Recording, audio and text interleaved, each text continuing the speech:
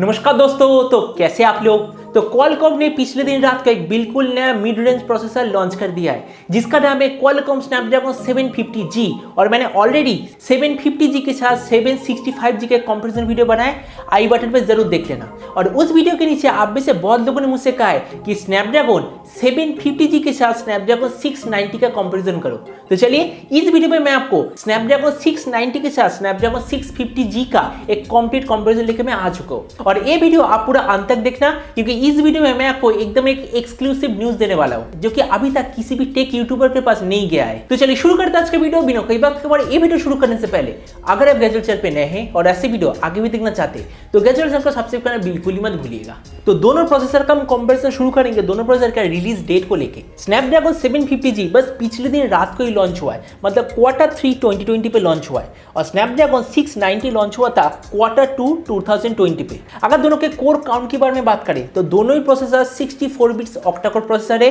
और दोनों ही प्रोसेसर में जो हाई परफॉर्मेंस और लो परफॉर्मेंस कोर का काउंट वो दरअसल 2+6 आर्किटेक्चर पे बना है। अगर दोनों के सीपीयू आर्किटेक्चर के बारे में बात करें तो दोनों ही processor exactly same 8 nanometre architecture पे बना है। मैंने यहाँ पर मेरे हर एक वीडियो पे कहा है ये प्रोसेसर नंबर जैसे ऊपर नीचे, मतलब जैसे कम या ज्यादा होता है वो प्रोसेसर उतना ही ज्यादा पावर एफिशिएंट या फिर कम हीट जनरेट करता है, क्योंकि यहाँ पर दोनों प्रोसेसर का जो प्रोसेसर आर्किटेक्चर नंबर ये एग्जैक्टली सेम है।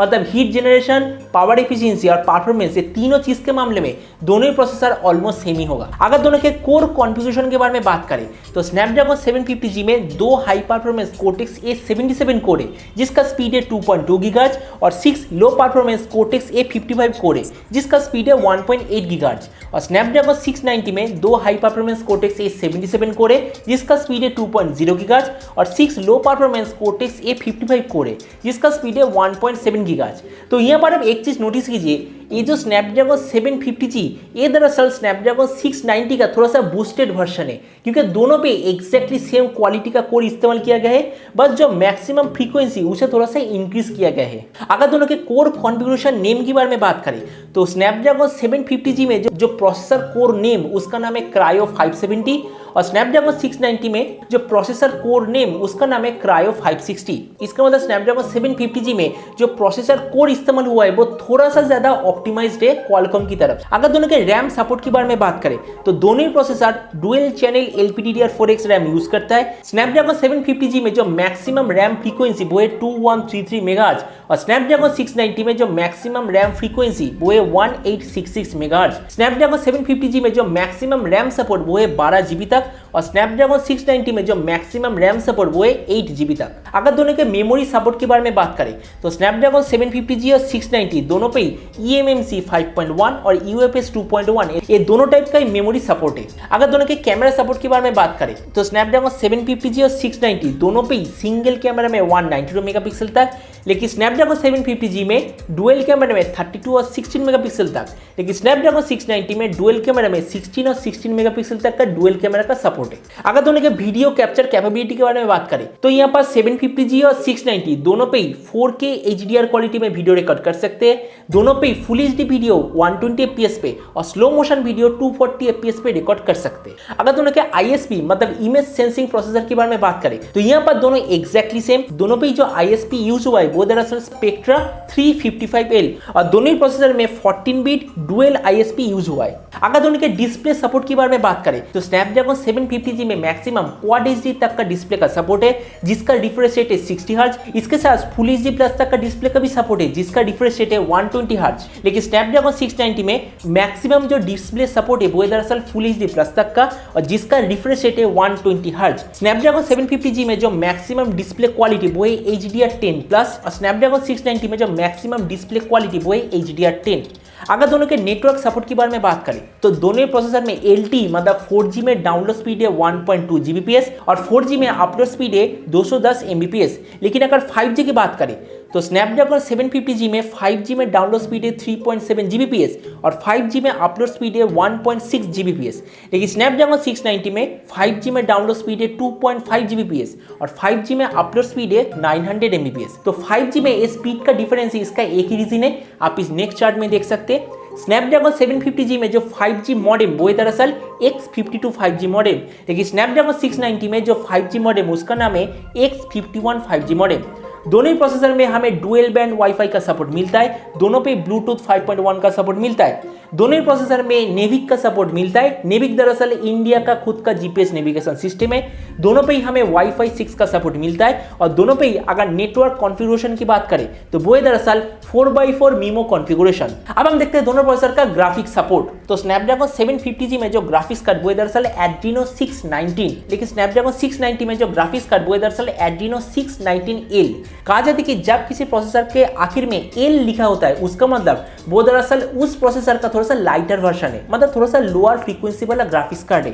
तो मतलब ग्राफिक्स कार्ड के मामले में यहाँ पर स्नैपड्रैगन 750G बेटर है। वैसे यहाँ पर मैं आपको एक और चीज कहना चाहूंगा। पहले मैं आपको बता दूं, आपने सुना होगा कि क्वालकॉम ने रिसेंट टाइम में लॉन्च किया है अपडेटेबल जीपीयू ओवर वाईफाई। इसका मतलब जैसे अगर आप पीसी इस्तेमाल करते हो, पीसी पे आपको टाइम टू टाइम आपका ग्राफिक्स कार्ड अपडेट होता है इंटरनेट के जरिए, बिल्कुल सेम क्वालकॉम भी अभी से आपके फोन के जीपीयू को, आपके फोन के डेटा को लेकर टाइम टू टाइम अपडेट करता जाएगा, जिसके जरिए जो नया गेम मार्केट में आएगा या फिर जो नया सॉफ्टवेयर मार्केट में आएगा जिसमें ज्यादा ग्राफिक्स कार्ड का यूज होता है वो बहुत ही अच्छे तरीके से काम करेगा।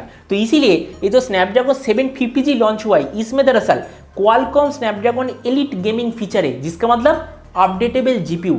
लेकिन स्नैपड्रैगन 690 में ये अपडेटेबल जीपीयू का फीचर नहीं है। मतलब अगर आपने कोई स्नैपड्रैगन 690 वाला स्मार्टफोन खरीद लिया तो उसका जीपीयू एग्जैक्टली सेम रहेगा आप जितने दिन तक वो स्मार्टफोन यूज करोगे। अगर दोनों के AnTuTu स्कोर की बात करें तो स्नैपड्रैगन 690 का AnTuTu स्कोर है एग्जैक्टली 3,18,000 के आसपास और ये कहा जा रहा है कि स्नैपड्रैगन 750G का AnTuTu स्कोर होगा 3,20,000 से लेके 3,60,000 के आसपास। और अगर मैं गीगबेंच स्कोर की बात करूं, देखिए मैंने वीडियो के स्टार्टिंग में कहा था कि मैं आपके लिए एक एक्सक्लूसिव न्यूज लेकर आया हूं। ये जो आप लेफ्ट साइड पे देख रहे हैं स्नैपड्रैगन 750G का गीगबेंच वर्जन 5 में जो सिंगल कोर में स्कोर है 650 और जो मल्टी कोर में स्कोर है 1950, ये मुझे दरअसल मेरे एक स्पेशल सोर्स से मिला है। आप इस पिक्चर में देख सकते हैं, यहाँ पर साफ साफ लिखा है मिलेट स्नैपड्रैगन 750G। यहाँ पर एक चीज मैं आपको बताना चाहता हूँ, ये जो मिलेट ये वर्ड यूज होता है जब Xiaomi की तरफ से और Xiaomi के स्पेशली Redmi ब्रांड की तरफ से कोई स्मार्टफोन आता है, तो इसका मतलब हम उम्मीद करेंगे कि दुनिया का सबसे पहला स्नैपड्रैगन 750G वाला स्मार्टफोन Xiaomi के Redmi ब्रांड के अंदर कोई स्मार्टफोन आने वाला है। अब देखिए Redmi ब्रांड के अंदर दो चीज मार्केट में लॉन्च होता है, पहला तो Redmi Note सीरीज और दूसरा है Redmi K सीरीज। तो मुझे लग रहा है आइदर Redmi K40 या फिर Redmi Note 10 का कोई हायर वेरिएंट ही स्नैपड्रैगन 750G की मदद से लॉन्च होगा, जिसका गीगबेंच स्कोर आप इस लेफ्ट साइड में देख सकते हैं। और अगर मैं स्नैपड्रैगन 690 के गीगबेंच स्कोर की बात करूं तो वो है सिंगल कोर में 609 और मल्टी कोर में 728। और अगर दोनों के AI मतलब आर्टिफिशियल इंटेलिजेंस चिप के बारे में बात करें तो स्नैपड्रैगन 750G में यूज हुआ है हेक्सागन 694 और स्नैपड्रैगन 690 में यूज हुआ है हेक्सागन 692।